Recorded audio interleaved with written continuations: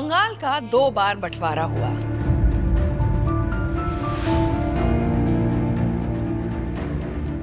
दूसरी बार 1947 में हुआ था, जब भारत खासकर धर्म के आधार पर 2 हिस्सों में बंट गया था।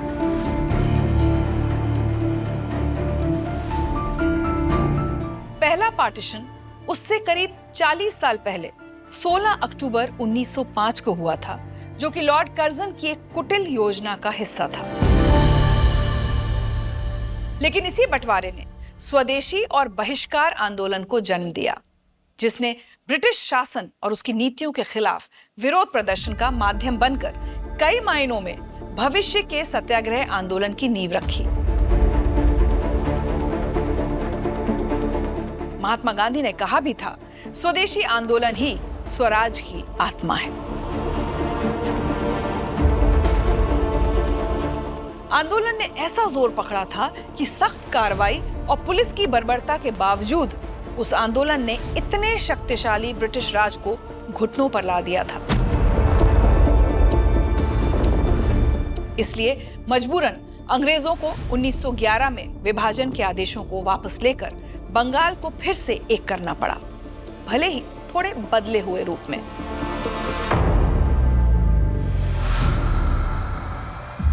आखिर किस वजह से अंग्रेजों ने बंगाल को तोड़ने का फैसला किया था? स्वदेशी आंदोलन की शुरुआत कब और कैसे हुई? निरंकुश ब्रिटिश राज के इस मनमाने फैसले से लड़ने के लिए पूरे बंगाल को किसने एकजुट किया? आइए एक्सप्लोर करते हैं।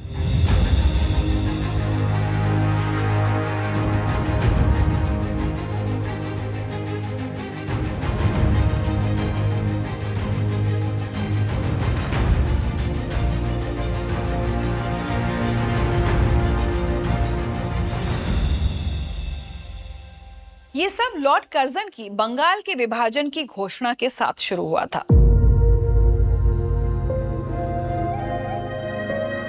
इस शातिर योजना को 1905 में अंतिम रूप दिया गया, जब ज्यादा मुस्लिम जनसंख्या वाले पूर्वी बंगाल को ज्यादा हिंदू आबादी वाले पश्चिम से अलग कर दिया गया। औपचारिक तौर पर वजह यह बताई गई कि यूनाइटेड बंगाल बहुत बड़ा था, इसलिए एक ही एडमिनिस्ट्रेशन के तहत उस प्रांत को चलाना असंभव हो गया था। अविभाजित बंगाल प्रांत में उस समय वर्तमान पश्चिम बंगाल, बांग्लादेश, बिहार, झारखंड का कुछ भाग, छत्तीसगढ़, उड़ीसा और असम के कुछ हिस्से शामिल थे। कर्जन ने उस प्रांत में से पूर्वी बंगाल अलग कर दिया, जिसमें बंगाल और असम के ज्यादातर मुस्लिम आबादी वाले 15 जिले शामिल थे। ढाका को पूर्वी बंगाल प्रांत की राजधानी बनाया गया। इसके बाद उसने उड़ीसा, बिहार, झारखंड, छत्तीसगढ़ के कुछ पार्ट्स और वेस्टर्न बंगाल के जिले, जो ज्यादातर हिंदू आबादी वाले थे, इन सब को मिलाकर वेस्टर्न प्रोविंस नामक एक दूसरा प्रांत बना दिया और इसकी राजधानी बनाया कलकत्ता को। कर्जन ने दावा किया था कि इस बंटवारे से अंग्रेजों को दोनों बंगालों को बेहतर ढंग से चलाने में आसानी होगी, लेकिन बंगाल के लोग सच्चाई जानते थे। उन्हें पता था कि 1905 में बंगाल के विभाजन की असली वजह भारत में राष्ट्रवाद की उभरती लहर को कमजोर करना था, जिसकी प्रेरणा का केंद्र बंगाल था। एक पढ़े लिखे और जागरूक बंगाली भद्रलोक के नेतृत्व में बड़ी संख्या में लोग एकजुट हो रहे थे और यही बात अंग्रेजों को परेशान करने लगी थी। लेकिन मुद्दे की बात यह है कि इस बंटवारे से राष्ट्रवाद की जिस लहर को अंग्रेज कुचलना चाहते थे, उसे इस घटना से उल्टा एक नई जिंदगी मिल गई थी।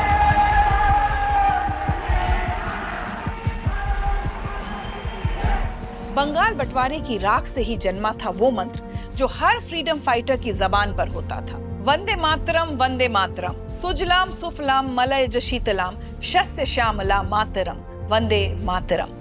इसको बंकिम चंद्र चटर्जी ने 1870 में अपनी किताब आनंद मठ में लिखा था और उसे पहली बार 1896 में रविन्द्रनाथ टैगोर ने गाया था। 16 अक्टूबर 1905 को ऑफिशियली पार्टीशन किया गया, जिसे रविन्द्रनाथ टैगोर ने राष्ट्रीय शोक का दिन कहा।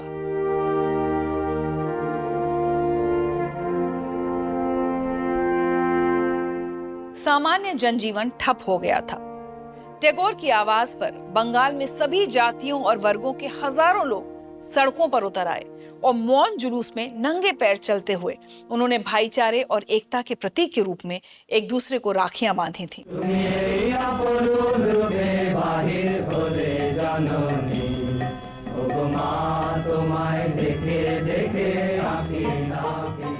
जब स्वदेशी आंदोलन अपने चरम पर था, उस वक्त टैगोर ने भी एक गीत लिखा था। टैगोर ने बंगाल माता की स्तुति में आमार सोनार बांग्ला नामक एक और गीत भी लिखा। बाद में 1971 के बांग्लादेश लिबरेशन वॉर के दौरान इस गीत की पहली 10 पंक्तियों को बांग्लादेश के राष्ट्रगान के रूप में अपनाया गया था। राजनीतिक स्तर पर इस विभाजन ने ऐसी अलख जगाई जिस पर अंग्रेज काबू नहीं पा सके। मास्टर दास सूर्यसेन, बिपिन चंद्र पाल, सुरेंद्रनाथ बैनर्जी और औरबिंदो घोष जैसे जोशीले क्रांतिकारियों के नेतृत्व में अप्रैल 1906 में अनुशीलन समिति के एक इनर सर्कल के रूप में जुगांतर पार्टी का गठन हुआ।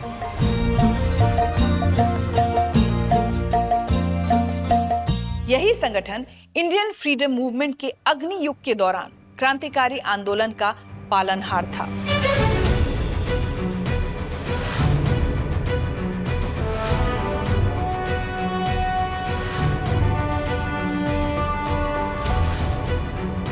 उन्नीस सौ 9 तक यह आंदोलन पूरे भारत में फैल गया था। अलग अलग क्षेत्रों में इस आंदोलन को अलग अलग नामों से जाना जाता था। जैसे कि आंध्र प्रदेश में इसे वंदे मातरम आंदोलन कहा जाता था। उसी दौरान उधर बाल गंगाधर तिलक की ये घोषणा भी भारतीयों में क्रांति ला रही थी कि स्वराज हमारा जन्मसिद्ध अधिकार है।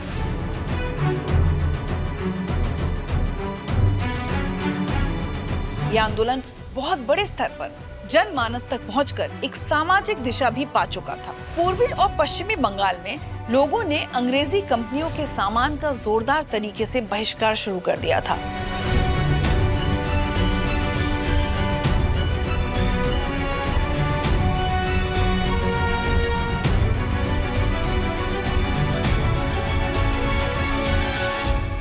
कुछ विरोध प्रदर्शन हिंसक हो गए और विदेशी सामान बेचने वाली दुकानें जला दी गई। सभी व्यापारियों को विदेशी सामान आयात न करने की चेतावनी दी गई और इन प्रतिबंधों का उल्लंघन करने वालों से जुर्माना वसूला गया।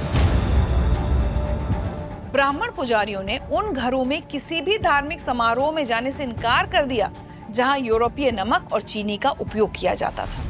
लोगों ने विदेशी कपड़ों के बजाय सिर्फ घर के बुने सूती कपड़े और भारत में बने दूसरे कपड़े पहनने की कसम खाई। हाथ की बुनी सिंपल साड़ी का फैशन आ गया, पहले कलकत्ता में और फिर पूरे भारत में। स्वदेशी आंदोलन में कुछ इंडियन प्रोडक्ट्स की भी बड़ी मजेदार भूमिका रही जिसे ज्यादा नोटिस नहीं किया गया, जैसे कि माचिस। जी हाँ, माचिस के कवर पर विज्ञापन छपने लगे थे। यहाँ तक कि हिंदी फिल्मों के इश्तेहार माचिस के बॉक्स पर नजर आने लगे। तो माचिस पर क्रांतिकारी विज्ञापन छापकर भी आंदोलन को घर घर पहुंचाया गया था।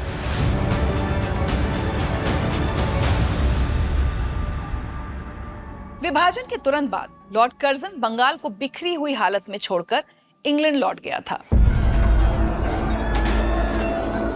लेकिन उसका शातिर प्लान आखिरकार दिसंबर 1911 में खाक में मिल गया। ब्रिटिश सरकार को भारत के जनमानस की इच्छा के आगे घुटने टेकने पड़े और तब वाइसरॉय लॉर्ड हार्डिंग ने बंगाल को फिर से एक करने की घोषणा की, जिसके बाद वे सभी जिले जहां बंगाली भाषा बोली जाती थी एक प्रांत बन गए, जबकि असम, बिहार और उड़ीसा अलग हो गए। कर्जन की फूट डालो और राज करो नीति बंगाल में बाद में कारगर साबित हुई, यानी 1947 में, लेकिन वो एक अलग कहानी है।